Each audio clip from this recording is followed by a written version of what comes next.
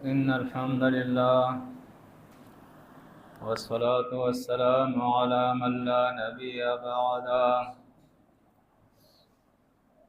فأعوذ بالله من الشيطان الرجيم. بسم الله الرحمن الرحيم.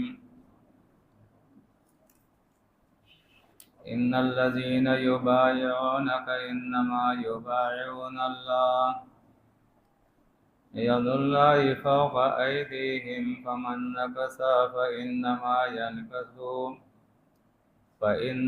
ينكث على نفسه ومن أوفى بما عهد عليه الله فسيؤتيه أجرا عظيما. وقال الله تعالى عز وجل: لقد رضي الله عن المؤمنين إذ يبايعونك تحت الشجرة فعلم ما في قلوبهم فأنزل السكينة عليهم وأصابهم فتحا قريبا.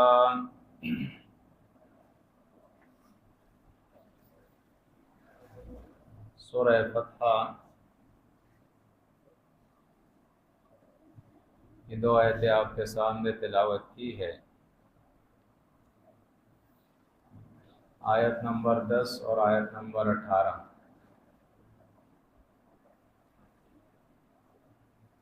جیسے کہ آپ جانتے ہیں کہ آج کے پروگرام میں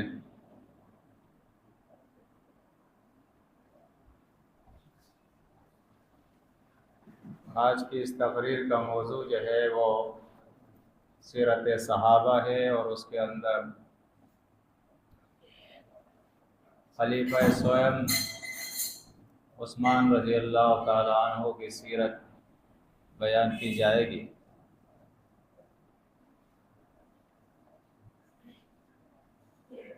یہ ہمارا تیسرا پروگرام ہے جو سیرت صحابہ اور خصوصاً خلفائے راشدین کی سیرت کے اوپر تقریریں ہو رہی ہے. پہلی تقریر ابوبکر صدیق رضی اللہ تعالیٰ عنہ کی سیرت پہ اور دوسری عمر رضی اللہ تعالیٰ عنہ کی سیرت پہ تھی. یہ تیسری تقریر ہے عثمان رضی اللہ تعالیٰ عنہ کی سیرت پر. لیکن اس کے بعد میں نے یہ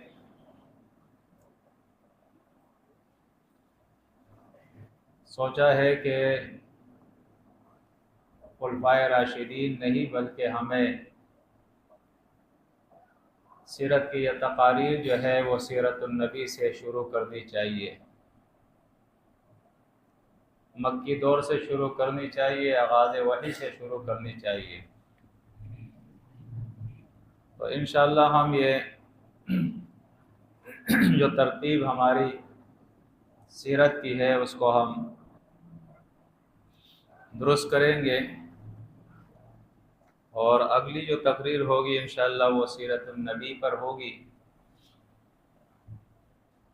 پہلے مکی دور جو ہے اسے ہم مکمل کریں گے، 13 سالہ مکی دور، اور اس کے بعد ہم مدنی دور کے اندر آئیں گے اور پہلی ہجری سے ہم شروع کریں گے. پہلی ہجری میں جو واقعات ہوئے، پھر دوسری ہجری کے اندر، پھر تیسری، پھر چوتھی، پھر پانچویں، چھٹی، ساتویں، آٹھویں، نویں، 10ویں، اور یہاں تک کہ آخری ہجری جو ہے وہ 11ویں ہجری، جس میں نبی کریم صلی اللہ علیہ وسلم کی وفات ہوئی تھی. تو یہاں تک انشاءاللہ پھر ہم اس کو چلائیں گے.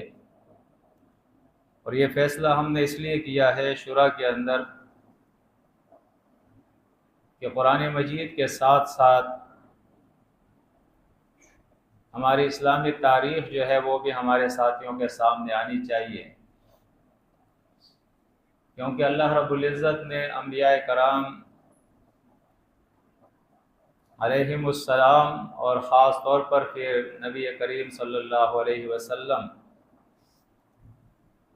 کو ہمارے لیے اسوہ حسنہ بنایا ہے. تو ان کی زندگی بھی ہمارے سامنے ہونی چاہیے. اور اس کے بعد پھر صحابہ کرام رضی اللہ عنہم، ان کو بھی ہمارے لیے اللہ رب العزت نے نمونہ بنایا ہے، تو ان کی سیرت بھی ہمارے سامنے ہونی چاہیے تاکہ ہمیں معلوم ہو کہ ہمیں کیا کرنا ہے اور کس طریقے سے کرنا چاہیے اور ہمارے اسلاف نے کیا کیا تھا، چونکہ وہ ہمارے لیے مشعل راہ ہے۔ انشاءاللہ ان کی سیرت سے ہم استفادہ کریں گے۔ جو آیت صورت الفتح کی میں نے آپ کے سامنے تلاوت کی ہے، یہ سیرت عثمان کے حوالے سے ہے، لیکن پہلے میں سیرت صحابہ کے حوالے سے قرآن مجید سے 3-4 آیتیں آپ کے سامنے رکھوں گا۔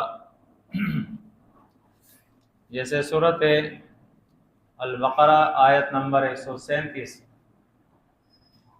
اللہ بیان فرماتا ہے فَإِنْ آمَنُوا بِمِثْلِ مَا آمَنْتُمْ بِهِ فَقَدِ اهْتَدَوْا وَإِنْ تَوَلَّوْا فَإِنَّمَا هُمْ فِي شِقَاقٍ فَسَيَكْفِيكَهُمُ اللَّهُ وَهُوَ السَّمِيعُ الْعَلِيمُ۔ فرمایا فَإِنْ آمَنُوا، پس اگر یہ لوگ ایمان لے آئے، بِمِثْلِ مَا آمَنْتُمْ بِهِ، جیسا ایمان اے صحابہ تم اللہ پر اور اللہ کی کتاب پر لائے ہو۔ صحابہ سے اللہ خطاب فرما رہا ہے کہ اگر تمہارے جیسے یہ ایمان لائیں گے تو فرمایا فقد اہتدوا، یہ ہدایت پا لیں گے، صراط مستقیم کے اوپر یہ چل پڑیں گے، یہ جنت کے راستے پہ چل پڑیں گے اگر ایمان لائے جیسے تم ایمان لائے ہو۔ تو اس طرح قرآن مجید سے یہ ہمیں معلوم ہوا کہ صحابہ جیسا ایمان لانا وہ ہمارے لیے لازمی اور ضروری ہے، کیونکہ اسی میں ہدایت ہے، اللہ بیان فرماتا ہے۔ اس کے بعد آپ دیکھیں سورۃ نساء کے اندر اللہ رب العزت نے صحابہ کا ایمان جو ہے اور سبیل المومنین وہ ہمارے لیے حجت بنایا ہے، یعنی بغیر اس کے کہ ان کے راہ پر ہم چل کر ہی جنت میں جا سکتے ہیں، اگر ایسا نہیں تو نہیں جا سکتے۔ بصورت دیگر آیت نمبر 115 کے اندر اللہ فرماتا ہے وَمَن يُشَاقِقِ الرَّسُولَ مِن بَعْدِ مَا تَبَيَّنَ لَهُ الْهُدَىٰ وَيَتَّبِعْ غَيْرَ سَبِيلِ الْمُؤْمِنِينَ نُوَلِّهِ مَا تَوَلَّىٰ وَنُصْلِيهِ جَهَنَّمَ وَسَاءَتْ مَصِيرًا۔ فرمایا جس نے رسول کی مخالفت کی، یعنی وہ تو کہتا ہے کہ میں ایمان لے آیا، میں قرآن مانتا ہوں، لیکن وہ رسول کے خلاف زندگی گزار رہا ہے، رسول کی سنت، اس کے طریقے، اس کے اسوہ حسنہ کے خلاف ہو جا رہا ہے۔ من بعد ما تبین له الہدیٰ، اس کے بعد کہ اس پر اللہ کی کتاب ہدایت کے اندر یہ بات واضح ہو گئی ہے، وَإِن تُطِيعُوهُ تَهْتَدُوا، سورۃ النور کے اندر اللہ فرماتا ہے کہ اگر تم اس نبی کی پیروی کرو گے، اطاعت کرو گے تو ہدایت پاؤ گے۔ اس وضاحت کے بعد بھی وہ رسول کی مخالفت کرے کسی بھی مسئلے میں، چاہے وہ عقیدے کا ہو یا عمل کا معاملہ ہو، وَيَتَّبِعْ غَيْرَ سَبِيلِ الْمُؤْمِنِينَ،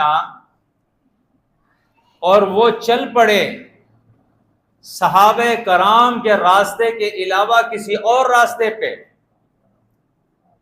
کسی اور راستے کی پیروی کرے، صحابہ کے راستہ کو چھوڑ دے، اصحاب رسول کے راستے کو، سبیل المومنین کو وہ چھوڑ دے، فرمایا نولی ہی، اسے ہم پھیر دیں گے، ما تولا، جس طرف وہ مڑنا چاہتا ہے، وَنُسْلِيهِ جہنم، اور داخل کریں گے اسے جہنم کے اندر۔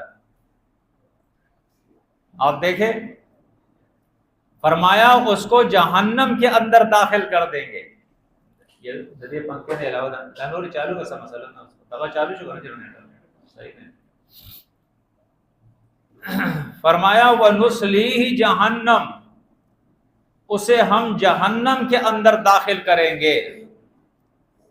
آپ ان آیات پر غور کریں، صحابہ جیسے ایمان کو اللہ نے فرمایا یہ ہدایت ہے، سبیل المومنین کو اللہ نے کہا یہ ہدایت کا راستہ ہے، نبی کی پیروی کو اللہ فرماتا ہے یہ ہدایت ہے، اور نبی کی پیروی اور صحابہ کا راستہ اگر چھوڑ کر کوئی اپنے لیے کوئی نیا راستہ تجویز کرے گا، کوئی نئی سنت ڈالے گا اسلام کے اندر، تو فرمایا ایسے شخص کا ٹھکانہ پھر جہنم ہے، چاہے وہ کتنی محنتیں کرتا رہے۔ ایک حدیث کے اندر آتا ہے، نبی کریم صلی اللہ علیہ وسلم ایک دفعہ آپ نے ایک لشکر بھیجا جنگ کے لیے، اور اس کے اندر آپ خود شریک نہیں ہوئے۔ جمعے کا دن تھا، اس لشکر کے اندر ایک صحابی بھی شریک تھے، لیکن وہ نہ جا سکے۔ جمعے کی صلاۃ میں جب وہ آئے، نبی کریم صلی اللہ علیہ وسلم نے پوچھا کہ آپ نہیں گئے ان کے ساتھ؟ تو جواب میں انہوں نے کیا کہا اور اللہ کے نبی نے کیا جواب دیا، آپ دیکھیں۔ کہا میں اس نیت سے نہیں گیا کہ میرے پاس سواری تیز ہے، میں پہنچ جاؤں گا ان تک، میں اس نیت سے نہیں گیا ہوں کہ اے اللہ کے نبی جمعہ آپ کے ساتھ ادا کروں اور اس کے بعد میں چلا جاؤں گا، پہنچ جاؤں گا، میرے پاس سواری تیز ہے۔ اللہ کے نبی نے کیا جواب دیا؟ سمع اور اطاعت کی کتنی اہمیت ہے اسلام کے اندر، آپ اس کو سمجھے۔ اللہ کے نبی نے فرمایا سنو، دنیا میں جو کچھ ہے اگر یہ تم سب خرچ کر لو، تم اس درجے تک نہیں پہنچ سکتے جس درجے میں وہ صحابہ ہے جو میرے کہنے سے چلے گئے ہیں۔ تم نے اپنی مرضی کی ہے، اپنی نیت سے کام کر رہے ہو، اپنی خواہش سے کام کر رہے ہو، اگرچہ نیت تمہاری صحیح ہے لیکن اس میں سمع اور اطاعت نہیں ہے۔ جب میں نے کہا چلے جاؤ تو میں چلا جانا چاہیے تھا۔ اسلام اس چیز کا نام ہے۔ آپ یقین جانیں ہم میں سے بہت سارے لوگ اسلام کو آج تک سمجھے نہیں ہیں۔ جب اللہ کے انبیاء دنیا کے اندر آئے، لوگوں نے ان کی سمع اور اطاعت نہ کرنے کی جو وجہ بتائی، کیا بتائی ہے؟ ان انتم الا بشر مثلنا، تم تو ہمارے طرح انسان ہو۔ آج بھی ہم سمجھتے ہیں کہ ہمارا ناظم، ہمارا امیر یہ تو ہمارے جیسا انسان ہے، اس کی بات ہم کیوں مانیں؟ یہ ہمیں کیوں حکم دے گا؟ اس کے پیچھے ہم کیوں چلیں گے؟ اور کبھی ہم اس بات کے اوپر غور نہیں کرتے ہیں کہ یہ امیر، یہ ناظم کی اطاعت نہیں ہے، یہ اللہ کا حکم ماننا ہے۔ سورۃ النساء کے اندر اللہ فرماتا ہے یا ایھا الذین آمنوا اطیعوا اللہ واطیعوا الرسول واولی الامر منکم، اے ایمان لانے والو اللہ کے احکامات کی اطاعت کرو، رسول کی اطاعت کرو، اور جو تم میں سے اولو الامر ہے، امیر ہے، ان کی اطاعت کرو۔ رسول کی اطاعت اصل میں اللہ کی اطاعت ہے، ناظم اور امیر کی اطاعت یہ اصل میں اللہ اور رسول کی اطاعت ہے. یہ کبھی نہ سوچے آپ کہ یہ تو ہمارے طرح انسان ہے، ہم کیسے اس کا مانیں. نہیں، آپ نے فیصلہ کیا ہے کہ یہ جماعت دنیا کے اندر ایک صحیح العقیدہ جماعت ہے، یہ حق پہ ہے، اور بغیر جماعت کے اسلام نہیں. اللہ کے نبی نے فرمایا اسلام جماعت سے ہے، جماعت سمع اور اطاعت سے ہے. اگر آپ سمع اور اطاعت نہیں مانتے، آپ جماعت کو نہیں مانتے، آپ جماعت کو نہیں مانتے، آپ اسلام کو نہیں مانتے، آپ اسلام کو نہیں مانتے، آپ اللہ کو نہیں مانتے، آپ کیسے جنت میں چلے جائیں گے؟ یہ سمجھنے کی باتیں ہیں، یہ غور و فکر کی باتیں ہیں، یہ علم کی باتیں ہیں، یہ سنجیدہ باتیں ہیں. اب آپ دیکھیں، میں اپنے موضوع کو آگے لے کے چلتا ہوں.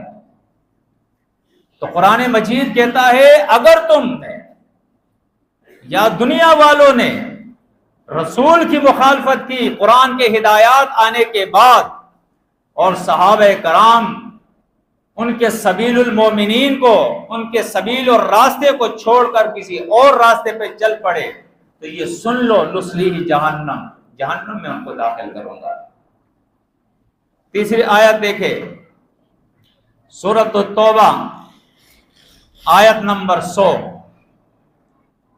سورہ توبہ کی اس آیت کے اندر اللہ رب العزت نے مہاجرین اور انصار کا ذکر فرمایا ہے. فرمایا والسابقون الاولون من المہاجرین والانصار والذین اتبعوهم باحسان رضی اللہ عنہم ورضوا عنہ وأعد لهم جنات تجری تحتها الانہار خالدین فیہا ابدا ذلک الفوز العظیم. فرمایا وہ اللہ کے دین میں سبقت کرنے والے، آگے بڑھنے والے، کہ جب اللہ کے نبی نے آواز لگائی ہے یا ایھا الناس قولوا لا الہ الا اللہ تفلحوا، یہ چند صحابہ جنہوں نے یہ فیصلہ کیا کہ ہم آپ کے انگار ہاتھ میں پکڑنے کے لیے تیار ہیں، ہم آپ کے انگاروں پہ چلنے کے لیے تیار ہیں، ہم لوہے کے دانے چبانے کے لیے تیار ہیں، ہم اپنے رات کی نیند کو حرام کرنے کے لیے، برباد کرنے کے لیے تیار ہیں، ہم قتال فی سبیل اللہ کے لیے تیار ہیں، ہم بھوک اور پیاس کے لیے تیار ہیں، ہم ستم اور ظلم سہنے کے لیے تیار ہیں، ہم اپنے بچوں کو یتیم اور اپنے خواتین عورتوں کو بیوہ کرنے کے لیے تیار ہیں، ہم اپنا کاروبار، در مکان اور زمین چھوڑنے کے لیے تیار ہے. ان صحابہ کرام اور اس کے بعد وہی صحابہ کرام جن کو تپتی ریتوں پہ لٹایا گیا، انگاروں پہ لٹایا گیا، جن کو زنجیروں سے باندھا گیا، جن کو گرم ریت پر گھسیٹا گیا، جن کو شہید کیا گیا، جن کو لہو لہان کیا گیا، اور آخر کار حکم آیا کہ حبشہ کی طرف اب ہجرت کرو، اور پھر دوسرا حکم آیا کہ اب مدینہ کی طرف حکم ہجرت کرو. اور پھر مدینہ کے اندر جو انصار تھے انہوں نے لبیک کہا، ان کی نصرت کی، ایمان کو قبول کیا اور فیصلہ کیا کہ ہم بھی دنیا سے لڑنے کے لیے تیار ہیں. ان جوان مردوں کا ذکر ہو رہا ہے. فرمایا والسابقون الاولون من المہاجرین والانصار، وہ ہجرت کرنے والے اللہ کے دین کے لیے اور اللہ کے دین کے مہمانوں کی نصرت کرنے والے انصار مدینہ، والذین اتبعوہم باحسان، اور وہ لوگ جنہوں نے ان کی پیروی کرتے ہوئے احسان کے ساتھ، اچھے طریقے کے ساتھ ان کی پیروی کی اور ان کا کہنا مانا، ان کے پیچھے چلے، رضی اللہ عنہم، اللہ ان سے راضی ہو گیا ہے، ورضوا عنہ، وہ اللہ سے راضی ہو گئے ہیں، وَأَعَدَّ لَهُمْ، اور تیار کیا ہے ان صحابہ کے لیے، ان انصار اور مہاجرین کے لیے اللہ نے जन्नातिन बागात, जन्नतें, तजरी तहतहल अनहार, जिसके नीचे नहरें बह रही होगी, खालिदीना, हमेशा रहेंगे, फीहा, इन जन्नतों के अंदर, अबदा, अबदुल आबाद, ज़ालिकल फौजुल अज़ीम, और ये है बड़ी कामयाबी, ये है बड़ी कामयाबी। जब मुनाफिकीन से कहा गया और इसी तरह अहले मक्का से कहा गया कि तुम ईमान लाओ इन सहाबा के ईमान की तरह, जब जैसे ये ईमान लाए हैं, व इज़ा क़ील लहुम आमनू कमा आमन अन्नासु, ऐसा ईमान लाओ जैसे ये ईमान लाए हैं। तो अल्लाह रब्बुल इज़्ज़त बयान फरमाता है कि जवाब के अंदर उन्होंने क्या कहा, उन्होंने जवाब में ये कहा, अनुमिनो, क्या ईमान लाए हम, कमा आमन अस्सुफहा, जैसे ये बेवकूफ ईमान लाए हैं। उनको बेवकूफ कहा करते थे, जिन्होंने अपने बच्चों को यतीम किया, जिन्होंने अपने बीवियों को बेवा किया, जिन्होंने अब दीन के खातिर अपनी जायदादें छोड़ी, अपने कारोबार को खत्म करा दिया, सब कुछ छोड़ के हिजरत किया, तकलीफें बर्दाश्त की, यहां तक कि कत्ल हुए इस रास्ते के अंदर, कहा यह बेवकूफ है। लेकिन अल्लाह फरमाता है ज़ालिकल फौजुल अज़ीम, और उन्हें खबरदार किया, सुनो, अला इन्नहुम हुमुस सुफ़हाओ, ये कहने वाले खुद बेवकूफ है, वलाकिन ला यालमून, ये जानते नहीं है कि ये चंद रोजा जिंदगी है। इन सहाबा ने जो सौदा किया है वो हमेशा की जिंदगी का सौदा किया है, हमेशा की जन्नतों का सौदा अल्लाह से किया है। इन्नल्लाह हश्तरा मिनल मोमिनीन अनफुसहुम व अम्वालहुम बिअन्ना लहुमुल जन्नह, फरमाया उलाइका ज़ालिकल फौजुल अज़ीम, ये बड़ी कामयाबी है। इसी तरह आप देखें कुरान मजीद सहाबे कराम की जो तारीफ करता है और उनके ईमान का जिक्र करता है। ये देखें सूरत अल हुजुरात के अंदर आयत नंबर 7 के अंदर देखें, अव्वल तालीम दी जा रही सहाबा को, वालमु अन्न फीकुम रसूल अल्लाह, ए सहाबा समझ लो इस बात को कि तुम्हारे अंदर अल्लाह का रसूल मौजूद है। लौ युतीउकुम फी कसीरिन मिनल अम्र, अगर बहुत सारे बातों में ये नबी तुम्हारा कहना मान ले, क्योंकि हर दौर के अंदर ये इंसानी एक ख्वाहिश होती है कि मेरी बात मानी जाए। आज भी ऐसा होता है, हर आदमी ये कहता है कि नाज़िम मेरी बात माने, मेरी राय पे अमल करे, मेरा मशवरा माने, अमीर मेरी बात माने, मैं जो कहता हूं ये माने, ये उसकी डिमांड होती है भरपूर तरीके से। तो ये तो देखो आज से 1450 साल पहले सहाबा के जरिए उनको मुखातिब करके कुरान ने हमें यह समझा दिया है कि ये मुतालबे छोड़ो कि तुम्हारी बात मानी जाए, बात अल्लाह की मानी जाएगी, अतात अल्लाह की होगी, अतात रसूल की होगी, अतात अमीर की होगी, इसके अलावा कोई अतात नहीं है। तुम्हें मानना पड़ेगा, तुम्हें तस्लीम करना पड़ेगा, तुम्हें अतात करनी होगी अगर जन्नत जाना चाहते हो, अगर अपने ईमान को बचाना चाहते हो, अगर जहन्नम से बचना चाहते हो। फरमाया अगर ये रसूल बहुत सारी बातों में कुछ बातें वो आपकी सुनता है, मान भी लेता है, जो सही बातें होती है, जो फायदे की बातें होती है, दीन के फायदे में, इस्लाम के फायदे में, मोमिनीन के फायदे में होती है, वो मान लेता है।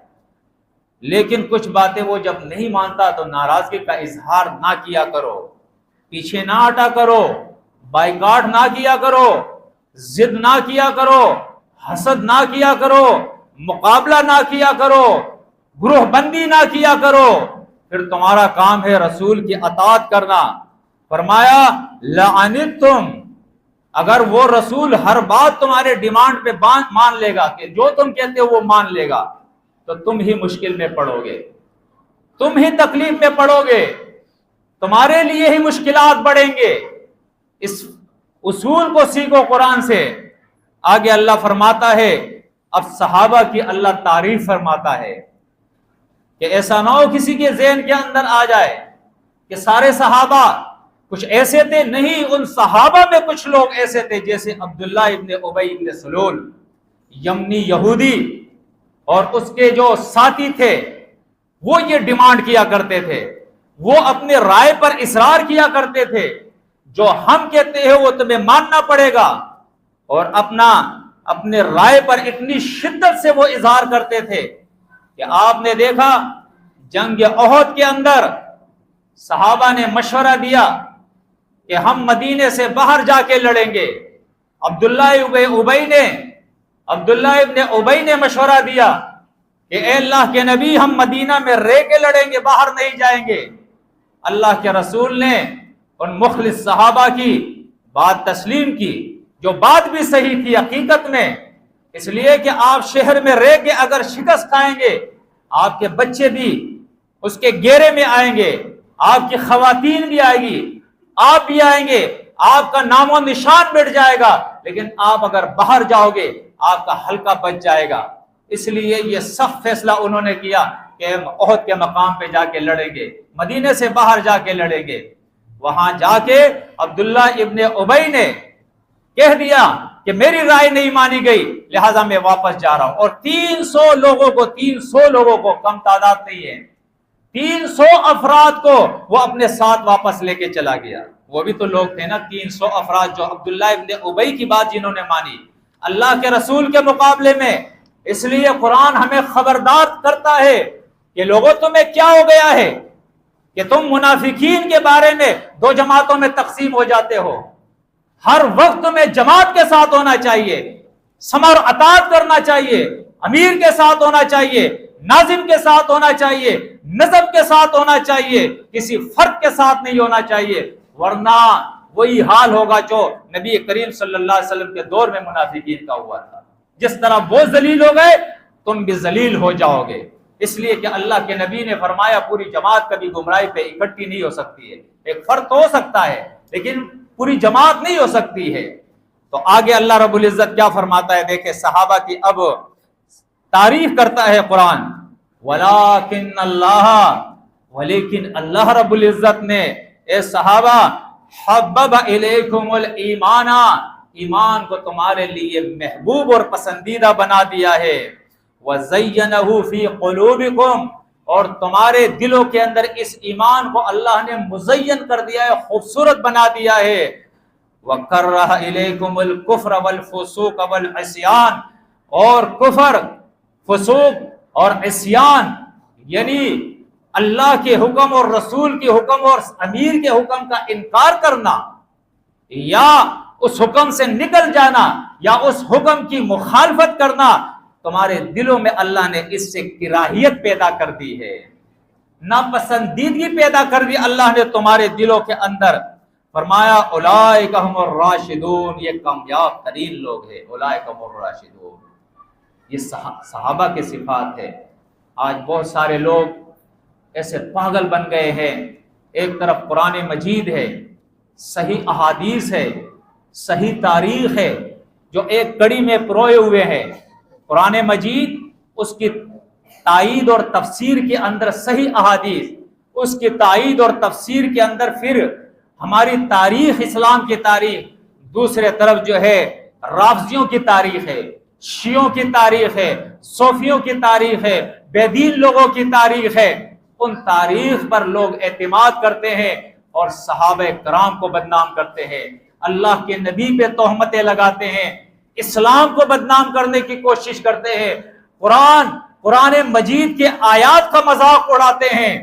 میرے دوستو، میرے ساتھیوں، یہ یاد رکھے، تمام کے تمام صحابہ جو ہے ان کے بارے میں قرآن کہتا ہے رضی اللہ عنہم، اللہ ان سے راضی ہے، عفا عنہم، اللہ نے ان کو معاف کر دیا ہے۔ صحابہ کرام وہ جس درجے کے اندر بھی ہو، صحابہ کرام کے خلاف کبھی بھی بات نہ کرے، زبان درازی کبھی بھی نہ کیا کرے، الزام نہ لگائے اس جھوٹی تاریخ کی وجہ سے جس نے جنگ جمل تمہارے سامنے بیان کیا، جنگ صفین تمہارے سامنے بیان کیا، کربلا کا واقعہ بیان کیا، یہ سارے جو واقعات بیان کیے ہیں اور اس کے اندر جھوٹ پہ جھوٹ لکھا ہے، اس جھوٹی تاریخ کی وجہ سے کبھی بھی صحابہ کرام کے بارے میں تمہارے دلوں کے اندر کوئی نفرت یا شکوک اور شبہات یا بدگمانی پیدا نہیں ہونی چاہیے، ورنہ سن لو ان کا کچھ نہیں بگاڑ سکو گے، ایمان اپنا برباد کرو گے، ایمان اپنا برباد کرو گے۔ یہ تو وہ آیات تھی جو میں نے سیرت النبی اور سیرت صحابہ کے حوالے سے آپ کے سامنے رکھنی تھی۔ اب میں سیرت عثمان کی طرف آتا ہوں جو خلیفہ سویم ہے۔ عمر رضی اللہ تعالی عنہ کی جب وفات ہو رہی تھی تو اس سے پہلے چونکہ انہیں ایک منافق نے خنجر مارا تھا، وہ زخمی ہو گئے تھے، تو وہ وصیت کر کے گئے تھے کہ میرے بعد دیکھنا علی رضی اللہ تعالی عنہ، عثمان رضی اللہ تعالی عنہ، زبیر رضی اللہ تعالی عنہ، سعد رضی اللہ تعالی عنہ، طلحہ رضی اللہ تعالی عنہ اور عبد الرحمن ابن عوف رضی اللہ تعالیٰ عنہ، یہ 6 آدمی ہیں جنہیں میں امارت کا مستحق سمجھتا ہوں۔ یہ وہ 6 آدمی ہیں جن سے اللہ کا نبی جب دنیا سے رخصت ہو رہا تھا تو اس نے راضی ہونے کا اظہار کیا تھا، لہٰذا میرے بعد ان 6 آدمیوں میں سے جو تم امیر چننا چاہو اسے تم امیر چن لو۔ عمر رضی اللہ تعالیٰ عنہ کی وفات کے بعد عبد الرحمن ابن عوف رضی اللہ تعالیٰ عنہ نے کہا کہ ان 6 آدمیوں سے ہم 3 آدمی دستبردار ہو جاتے ہیں۔ کون 3 آدمی جو دستبردار ہو گئے؟ ایک تو میں دستبردار ہوتا ہوں۔ زبیر رضی اللہ تعالیٰ عنہ نے یہ کہا کہ میں بھی دستبردار ہوتا ہوں، اور سعد رضی اللہ تعالیٰ عنہ نے کہا کہ میں بھی دستبردار ہوتا ہوں۔ اب جو 3 صحابہ رہ گئے اس کے اندر بھی، یعنی یہ عبد الرحمن ابن عوف تھے اس وقت تک، یہ تھے سعد، زبیر اور طلحہ رضی اللہ تعالی عنہم، یہ 3 صحابہ جو ہے یہ دستبردار ہو گئے۔ رہ گئے 3 صحابہ عبد الرحمن ابن عوف، عثمان اور علی رضی اللہ تعالی عنہ۔ ان میں سے عبد الرحمن ابن عوف نے کہا کہ میں بھی امارت کا شوق نہیں رکھتا، لہٰذا میں دستبردار ہو جاتا ہوں تمہارے دونوں کے حق میں۔ اب رہ گئے 2 آدمی، علی رضی اللہ تعالیٰ عنہ اور عثمان رضی اللہ تعالیٰ عنہ۔ عبد الرحمن ابن عوف رضی اللہ تعالیٰ عنہ نے ان دونوں سے پوچھا کہ تم میں سے کون دستبردار ہونا چاہتا ہے؟ تاریخ نے لکھا ہے کہ دونوں اس وقت خاموش تھے۔ اس کے بعد عبد الرحمن ابن عوف رضی اللہ تعالیٰ عنہ نے ان کے سامنے ایک اور تجویز رکھی۔ ہمارے یہاں ایسے جس طرح یہ ہوتا ہے نا کہ یہاں جمہوریت ہے، جو کفریہ نظام ہے، الیکشن ہوتا ہے، لوگ ووٹ دیتے ہیں، جس کے ووٹ زیادہ پڑ گئے وہ جیت جائے گا، چاہے وہ منشیات فروش ہو، وہ شاید سود خور ہو، وہ جائز زانی اور زنا کے اڈے چلانے والا ہو، زیادہ ووٹ مل گئے تو وہ چلا گیا۔ اور ووٹ بھی کن کے؟ جاہلوں کے، جن کو دین کا پتہ ہی نہیں ہے۔ صحابہ کرام کے درمیان ایسا نہیں ہوتا تھا، ان کی ایک شورا تھی، شورا جو ہے وہ سلیکٹ کرتے تھے امیر کو، کیوں؟ انہیں پتہ ہوتا تھا کہ ہم میں سے زیادہ متقی، دین کے لیے قربانی دینے والا، تقوی والا کون ہے، اس کو وہ سلیکٹ کرتے تھے، وہی شورا سلیکٹ کرتی تھی۔ عبد الرحمن ابن عوف نے ان دونوں سے کہا کہ دیکھیں کیا تم دونوں میرے طرف توجہ کریں، آپس میں ایک دوسرے کی طرف نہ دیکھیں، میرے طرف توجہ کریں۔ عبد الرحمن ابن عوف نے ان سے کہا کہ میں آپ دونوں کے اندر اگر کسی کو خلافت کے لیے چن لوں تو کیا دوسرا اس بات کو مان لے گا میری اور اس کی اطاعت کرے گا، اس کی خلافت کو مانے گا؟ دونوں نے جواب دیا ٹھیک ہے، ہم تیار ہیں اس کے لیے۔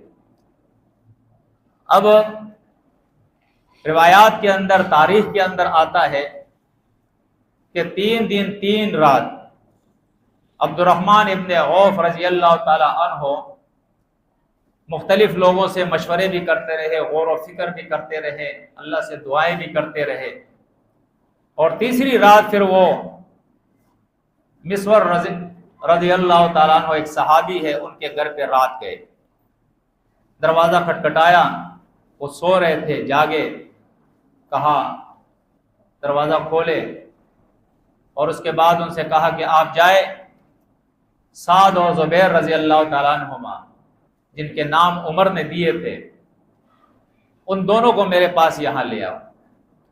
وہ مسور کے گھر پہ دونوں آئے ہیں، اور عبد الرحمن ابن عوف نے عثمان اور علی رضی اللہ تعالیٰ عنہما کے غیر موجودگی میں ان دونوں صحابہ سے مشورہ کیا کہ ان دو میں سے کس کو خلیفہ مقرر کر دینا چاہیے۔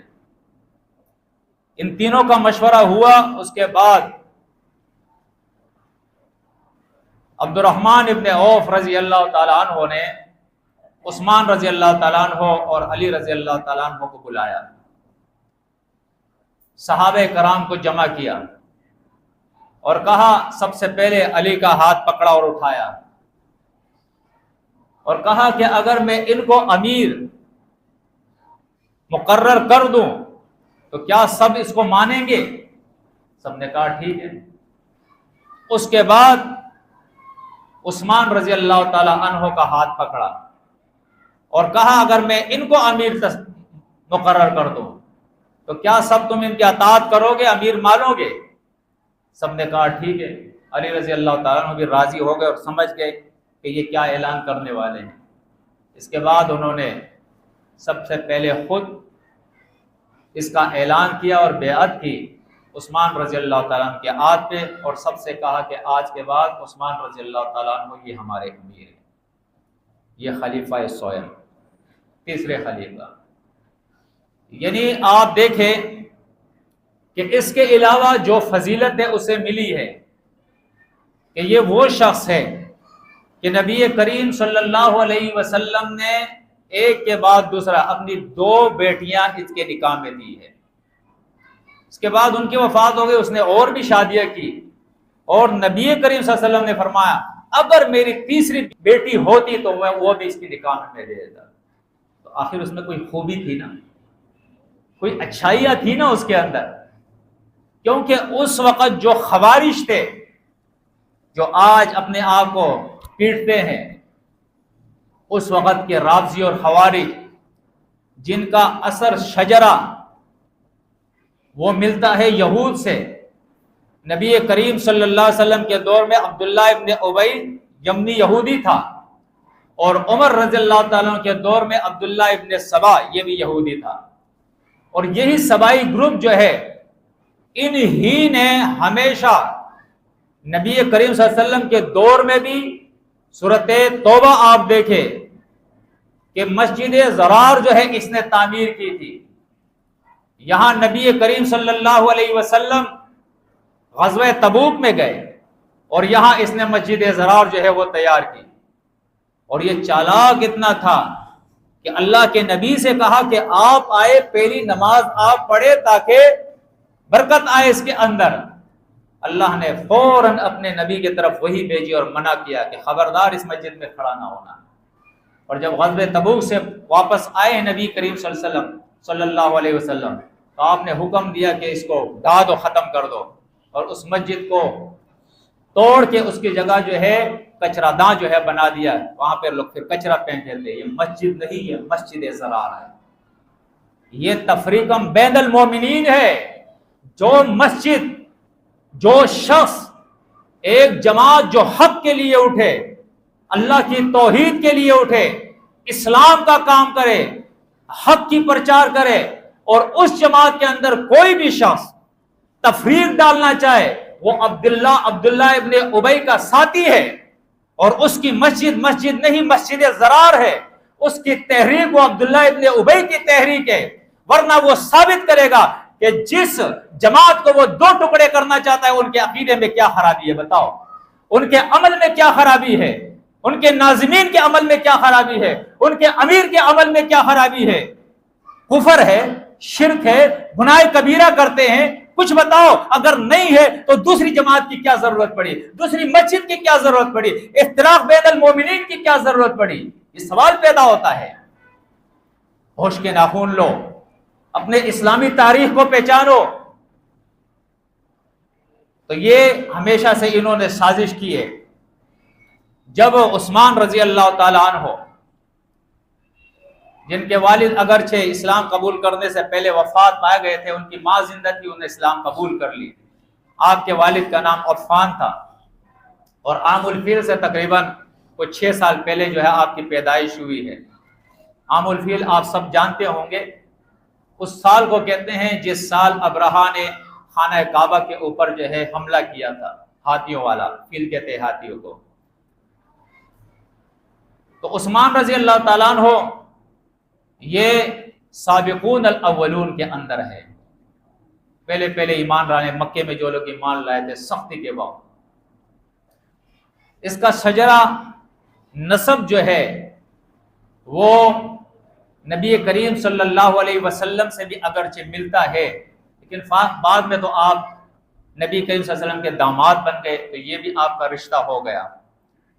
اس رشتے کے علاوہ آپ کی قربانیاں آپ کی یہ تھی کہ آپ سخاوت میں بہت زیادہ تھے، یعنی مال خرچ کرتے تھے اللہ کے راہ میں، اللہ نے آپ کو مال بھی دیا تھا۔ آپ کی جو سیرت تھی اس کے اندر آپ خاموش طبع، نرم گو، اخلاق والے، شرم اور حیا کے اندر بہت زیادہ تھے۔ ایک واقعہ آتا ہے احادیث کے اندر، ایک دفعہ نبی کریم صلی اللہ علیہ وسلم حجرہ عائشہ صدیقہ رضی اللہ تعالیٰ عنہ میں موجود ہے۔ ابو بکر صدیق رضی اللہ تعالیٰ عنہ آئے، آپ نے ٹیک لگایا ہوا، پاؤں اپنے بچھائے ہوئے پیر، اور پنڈلیاں آپ کی جو ہے وہ نظر آ رہی ہے، شلوار تھوڑی سی پنڈلیوں سے اوپر ہے۔ ابو بکر آئے ہیں، اسی حال میں آپ بیٹھے رہیں، اجازت دے دی، وہ اندر آ گئے۔ اس کے بعد عمر آئے، آپ نے اجازت دی، اسی حال کے اندر بیٹھے رہے۔ پھر عثمان آئے، پوچھا کون؟ کہا عثمان۔ عثمان کا نام سنتے ہی اس روایت کے اندر آتا ہے آپ صلی اللہ علیہ وسلم فوراً بیٹھ گئے اور اپنی پنڈلی کو چھپا لیا۔ پوچھا کیوں؟ کہا عثمان جو ہے اس کی شرم اور حیا مجھے اجازت نہیں دیتی کہ میری پنڈلی جو ہے وہ کھلی رہے اور عثمان آ جائے۔ یہ حال تھا اس کا، یعنی اتنے وہ شرم اور حیا کیا کرتے تھے۔ کچھ لوگوں کے مزاج ہوتے ہیں، طبیعت ہوتی ہے، وہ جھگڑالو ہوتے ہیں، جھگڑنے والے، مقابلہ کرنے والے۔ کچھ لوگ جھگڑے کو پسند نہیں کرتے ہیں۔ عثمان رضی اللہ تعالیٰ بھی ان لوگوں میں تھے جو جھگڑوں کو زیادہ پسند نہیں کرتے تھے، وہ اس فیلڈ کے آدمی نہیں تھے، لیکن اس کا ایمان، اس کی سخاوت، اس کی ایمان کا اعلان قرآن کرتا ہے، اللہ کے نبی کرتے ہیں، اور صحابہ کرام نے کیا ہے کہ ابو بکر اور عمر کے بعد تمام صحابہ کے اندر تیسرا مرتبہ جو ہے وہ عثمان رضی اللہ تعالیٰ عنہ کو دیا ہے۔ لیکن جب آپ خلیفہ بنے ہیں تو اس وقت جو خوارج تھے، منافق تھے، رافضی تھے، انہوں نے کہا کہ بھائی یہ تو صحیح فیصلہ نہیں ہوا ہے، خلیفہ تو علی ہونا چاہیے۔ یہ وہ ظالم ہے جنہوں نے ہمیشہ علی پر ہاتھ رکھا، حسن پہ ہاتھ رکھا، حسین پہ ہاتھ رکھا، یہ نہیں کہ اس کو چاہتے تھے، منافق تھے یہ۔ اور اتنی سازش انہوں نے کی کہ علی رضی اللہ تعالی عنہ کے دور میں اتنا بڑا کارنامہ انہوں نے کیا کہ ہمیشہ سے نبی کریم صلی اللہ علیہ وسلم سے لے کر 3 خلفاء کے دور میں دار الخلافہ اسلام کا مرکز جو ہے وہ مدینہ تھا، لیکن علی رضی اللہ تعالی عنہ کے دور میں ان سبائیوں نے، ان رافضیوں نے سازشیں کر کر کے علی رضی اللہ تعالیٰ پہ ہاتھ رکھ کے منافقانہ چالیں چلا کر ان کو مجبور کیا کہ آپ مرکز جو ہے یہاں سے کوفہ لے جائے، اور کوفہ لے گئے۔ یہ وہ سازشی لوگ ہیں جو آج پیٹ رہے ہیں اپنے آپ کو، یہ ان کی اولاد ہے۔ میرے اندر تعصب نہیں ہے، لیکن حق بولنا چاہیے، چاہے وہ شیعہ ہو، چاہے وہ یہودی ہو، چاہے وہ نصرانی ہو، چاہے وہ ہندو ہو، چاہے وہ مجوسی ہو، وہ ابن آدم ہے، سب آدم کی اولاد ہے، سب اللہ کے بندے ہیں۔ ان میں سے جو اچھے ہیں وہ اچھے ہیں، کئی لوگ ایمان بھی جنہوں نے قبول کر لیا ہے، لیکن جو سازشی لوگ ہیں، چاہے وہ ان کے اندر ہو چاہے اسلام کے جامع میں اسلام کا جامع پہن کے اسلام کے اندر ہو، میرے بھی دشمن ہر مومن کے دشمن ہے، اللہ کے بھی دشمن اللہ کے رسول کے بھی دشمن تھے، صحابہ کی بھی دشمن تھے، اور اللہ کا جو دشمن ہے ہم سب کا دشمن ہے۔ بہرحال انہوں نے یہ پروپیگنڈے کیے عثمان رضی اللہ تعالی عنہ کے خلاف کہ بھائی اس نے حق مارا ہے، پہلے عمر کے بارے میں یہی، پہلے ابو بکر صدیق کے بارے میں یہی پروپیگنڈے کرتے رہے، اور یہاں تک کہ عمر رضی اللہ تعالیٰ عنہ کو تو شہید بھی کیا انہوں نے، انہی ظالموں نے۔ تو ایک پروپیگنڈا انہوں نے یہ کیا عثمان رضی اللہ تعالیٰ عنہ کے بارے میں کہ بھائی یہ ہمارا خلیفۃ المومنین کیسا بنے گا، یہ تو وہ عثمان ہے جو جنگ بدر میں شریک نہیں ہوا تھا، جو سب سے بڑا اور پہلا معرکہ تھا، اس میں یہ شریک نہیں ہوا تھا۔ اور یہ واقعہ کس کو سنا رہا ہے؟ دیکھیں ہمیشہ منافق کیا کرے گا، مومنین کے درمیان جو ذمہ دار لوگ ہوں گے ان کے سامنے نہیں، ان کے سامنے بیٹھتے تو بولتی بند ہو جاتی ہے، کیوں ان کے پاس دلیل ہی نہیں ہوتی ہے۔ مومنین میں کبھی ایک کو الگ کر کے پکڑیں گے، اس کو الگ کر کے جو ہے اس کو اختلافی باتیں سنائیں گے، اس کے دل میں بغض بھریں گے، نفرت بھریں گے۔ تو انہوں نے کیا کیا، اس رافضی نے، اس خارجی نے عبداللہ ابن عمر رضی اللہ تعالیٰ عنہ کو علیحدہ کیا اور اس سے کہا کہ اے ابن عمر، کیا تمہیں پتہ نہیں ہے کہ یہ عثمان وہ ہے جو جنگ بدر میں شریک نہیں ہوا تھا؟ اس نے کہا ہاں مجھے معلوم ہے۔ کہا عمر، ابن عمر، یہ عثمان وہ ہے جو جنگ احد میں بھاگ گیا تھا، جو لوگ بھاگے تھے ان کے ساتھ یہ بھی بھاگا تھا۔ اس نے کہا ہاں یہ بھی مجھے معلوم ہے کہ یہ بھاگ گیا تھا۔ کہا یہ عثمان تو وہ ہے، اس کو تم جانتے نہیں ہو کہ یہ تو فلاں اور فلاں کام کے اندر شریک ہے۔ اب یہ ساری باتیں سننے کے بعد انہوں نے کہا بات سنو، عثمان جنگ بدر میں شریک نہیں ہوا۔ کیوں شریک نہیں ہوا؟ عثمان کی بیوی، نبی کی بیٹی، وہ بیمار تھی۔ اللہ کے نبی نے کہا عثمان تم جنگ بدر میں شریک نہ ہو، تم جا کے اپنی بیوی کی تیمارداری کرو۔ یہ نبی کا حکم تھا۔ جنگ احد کے اندر شریک ہوئے، وہ بھاگ گئے، قرآن نے اعلان کر دیا سب کو اللہ نے معاف کر دیا، تو اللہ نے تو ان کو معاف کر دیا، آپ کیا لینا چاہتے ہو اس سے؟ بتاؤ اس سے آپ کیا لینا چاہتے ہو؟ یہ عثمان، اس کی اگر کچھ کمزوریاں تمہیں نظر آ رہی ہے، اگرچہ وہ کمزوریاں نہیں ہے، لیکن تمہارے سامنے اگر وہ کمزوریاں نظر آ رہی ہے تو یہ کمزوریاں یہ اللہ کے نزدیک کمزوریاں نہیں ہیں، اللہ کے رسول کے نزدیک یہ کمزوریاں نہیں تھی۔ تم عثمان کی فضیلت کو کیوں نہیں دیکھتے ہو کہ عثمان کی فضیلت کتنی ہے؟ یہ وہ عثمان ہے جس کو اللہ کا نبی ابو بکر اور عمر کے بعد سب سے زیادہ چاہتے تھے، سب سے زیادہ اس سے محبت کرتے تھے، اعتماد کرتے تھے اس کے اوپر۔ اور یہ وہ عثمان ہے جس کے بارے میں قرآن کیا کہہ رہا ہے کہ اس کی نظیر اسلام کی تاریخ میں نہیں ملتی ہے۔ اور یہ آیتیں پھر آپ دیکھیں، ان الذین یبایعونک انما یبایعون اللہ ید اللہ فوق ایدیہم، یہ صلح حدیبیہ جس کو کہتے ہیں، جو 6 ہجری کا واقعہ ہے، یعنی اس سے پہلے چھوٹے چھوٹے جنگ تو ہو گئے ہیں، لیکن بڑے بڑے جنگ جو تھے وہ جنگ بدر، جنگ احد، جنگ خندق یہ ہو چکے ہیں۔ 6 ہجری میں نبی کریم صلی اللہ علیہ وسلم نے عمرے کا ارادہ کیا، اور تقریباً 1400 صحابہ اور کچھ اس سے زیادہ آپ کے ساتھ تھے۔ عمرے کے ارادے سے آپ جو ہے روانہ ہوئے۔ راستے میں آپ نے اپنا ایک آدمی بھیجا تاکہ وہ خبر لائے مشرکین مکہ کی کہ ان کا کیا ارادہ ہے، وہ ہمیں برداشت کریں گے یا نہیں، ہم عمرے کے لیے خانہ کعبہ جا رہے ہیں۔ تو کچھ دیر کے بعد اس نے رپورٹ لائی کہ بھائی وہ تو جنگ کے لیے تیاریاں کر رہے ہیں، جیسے ہی آئیں گے ہم حملہ کریں گے، جنگ کریں گے۔ اللہ کے نبی نے فرمایا اچھا۔ اللہ کے نبی صلی اللہ علیہ وسلم نے اس کام کے لیے عثمان رضی اللہ تعالی عنہ کا انتخاب کیا کہ آپ جائیں اور ان سے بات کریں، کیونکہ عثمان رضی اللہ تعالی عنہ وہ شخص تھے کہ اپنے دور جاہلیت کے اندر بھی مشرکین مکہ ان کے اوپر اعتماد کرتے تھے، فیصلے کرایا کرتے تھے، اپنے دیت اور جرمانے ان کے پاس رکھا کرتے تھے، ان کے فیصلوں کو مانا کرتے تھے۔ وہ انتہائی نرم خو، با اخلاق، مدبر انسان تھے، جھگڑنے والے انسان نہیں تھے، اور ایک عزت دار انسان تھے، اور ایک تاجر تھے، تجارت کرنے والے، پیسے والے آدمی تھے، لوگ ان کو جانتے تھے۔ عثمان رضی اللہ تعالیٰ عنہ کو بھیج دیا۔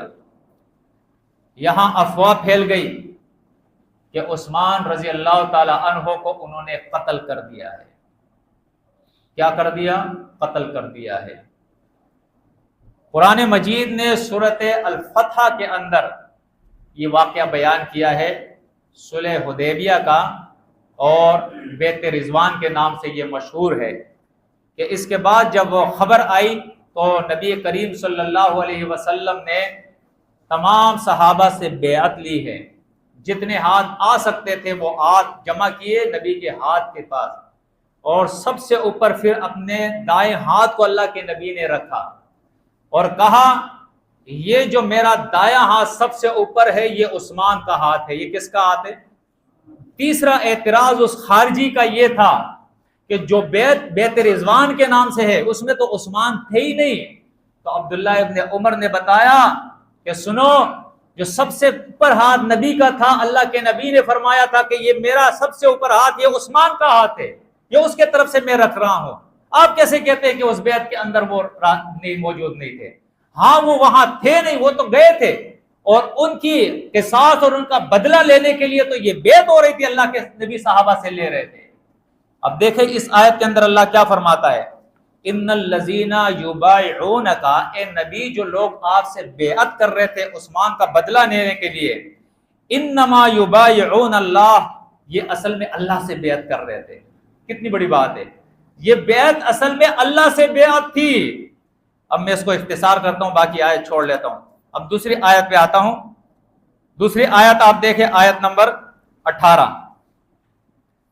یہاں پر اللہ رب العزت اب کیا فرماتا ہے،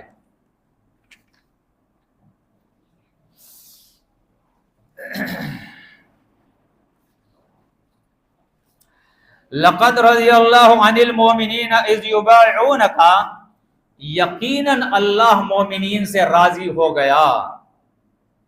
کب؟ اذ اس وقت، یبایعونک تحت الشجرۃ، جب وہ ایک درخت کے نیچے آپ سے بیعت کر رہے تھے۔ اعلان کر دیا اللہ نے، عثمان کا بدلہ لینے کے لیے جو تم سے بیعت کر رہے تھے، یہ عثمان کا مرتبہ ہے کہ اللہ فرماتا ہے نبی سے بیعت، یہ مجھ سے بیعت تھی، اور جنہوں نے نبی سے بیعت کی ہے کہ عثمان کا بدلہ لیں گے، بدلہ لیے بغیر واپس نہیں جائیں گے، کہا ان تمام صحابہ سے میں راضی ہوں۔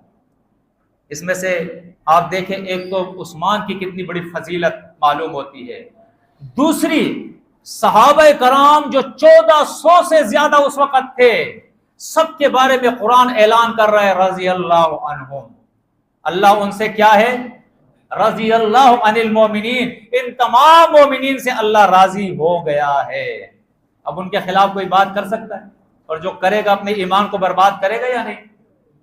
ہم جتنی تعظیم علی رضی اللہ تعالی عنہ کی کرتے ہیں، اتنی ہی تعظیم ہم امیر معاویہ رضی اللہ تعالی عنہ کی کرتے ہیں، اتنی ہی عثمان رضی اللہ تعالیٰ عنہ، عمر رضی اللہ تعالیٰ عنہ، ابو بکر رضی اللہ تعالیٰ عنہ، اگرچہ کسی کا مرتبہ زیادہ کسی کا کم، لیکن ہمارے نزدیک سب کا مرتبہ اعلیٰ ہے، سب کی تعظیم کرتے ہیں، سب سے محبت کرتے ہیں، سب ہمارے لیے مشعل راہ ہے۔ اور جتنی ہم علی کی اولاد حسن اور حسین رضی اللہ تعالیٰ عنہم سے محبت کرتے ہیں، اتنی ہی محبت ہم امیر معاویہ کے بیٹے یزید سے کرتے ہیں، یزید سے کرتے ہیں رحمت اللہ علیہ۔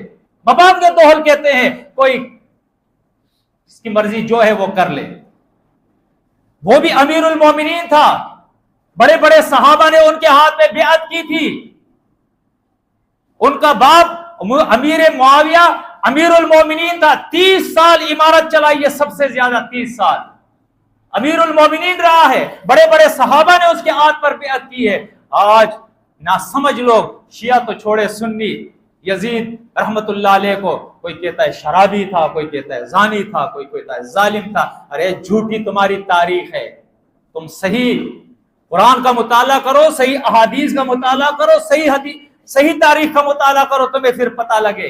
इंसाफ करो, बेइंसाफी ना करो। बहरहाल उस्मान रजी अल्लाह ताला अन्हो कि जो बेहद उसके हक में ली थी, कुरान क्या कहता है, फ़अलिमा मा फ़ी क़ुलूबिहिम, अल्लाह रब्बुल इज़्ज़त जानता है जो इन सहाबा के दिल में था, वो इखलास भी अल्लाह जानता है। फ़अंज़ल सकीनता अलैहिम, अल्लाह फरमाता है अल्लाह ने उन पर इत्मीनान उतार दिया था, जो डट गए थे कि यहाँ से वापस नहीं जाएंगे, उस्मान का बदला लेके हम जाएंगे। ऐसे सहाबा थे, अपने साथी के ऊपर जान निछावर करने के लिए, इस्लाम के लिए जान निछावर करने के लिए तैयार थे। फरमाया व असाबहुम फतहन करीबा, और साथ ही अल्लाह रब्बुल इज़्ज़त ने एक फतह करीब, नजदीक आने वाले फतह की बशारत भी दे दी कि अल्लाह रब्बुल इज़्ज़त तुम्हें फतह देगा। और ये 7वीं हिजरी के अंदर जंग खैबर था, जिसके अंदर इन यहूद और नसारा को तहस नहस करके उनका माल गनीमत ले गए। और ये एक फतह थी, जो बहुत बड़ी फतह अल्लाह रब्बुल इज़्ज़त ने दी। और उसके बाद 8 हिजरी को जो है मक्का जो है फतह हो गया बगैर किसी लड़ने के। तो ये वो फतोहात थे जो इसके बाद ही जो है वाक़े हुए हैं। तो अल्लाह से दुआ है कि अल्लाह मुझे और आपको सहाबा की सीरत अपनाने के लिए अल्लाह में तौफीक दे, कि उनकी सीरत अपनाए, उन जैसा हम भी दीन का काम करें। कुछ नहीं, उनका नकल तो उतारे ना, वो इखलास अपने अंदर पैदा करे जो सहाबे कराम के अंदर था। इंशाअल्लाह फिर इस्लाम उसी तरह बढ़ेगा जिस तरह उस दौर में बढ़ा था। और अगर नहीं तो ऐसे होगा जैसे है। तो अल्लाह से दुआ है कि अल्लाह मुझे और आपको अपने दीन की खिदमत के लिए कबूल फरमाए। अक़ूलु क़ौली हाज़ा अस्तग़फ़िरुल्लाह ली व लकुम।